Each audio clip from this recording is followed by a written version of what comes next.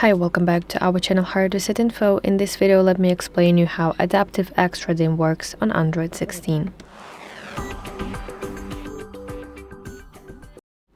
First of all, let me show you how you can enable it.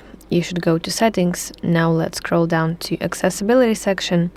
And here, if you go down to display section, you will see here extra dim option, and please turn this on. Additionally, if you tap on it, you can adjust its intensity. So how it basically works, it adjusts the red, green and blue values, which is RGB, before they are sent to the screen. What it means that it compresses the color space, making bright colors less intense and shifting the entire image towards black, similar as if you would put your sunglasses on your screen.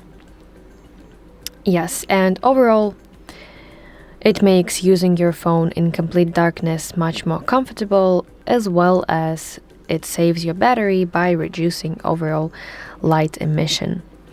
So that's it. I really hope that you find this video helpful. If so, please like this video and subscribe to our channel to see more content like this.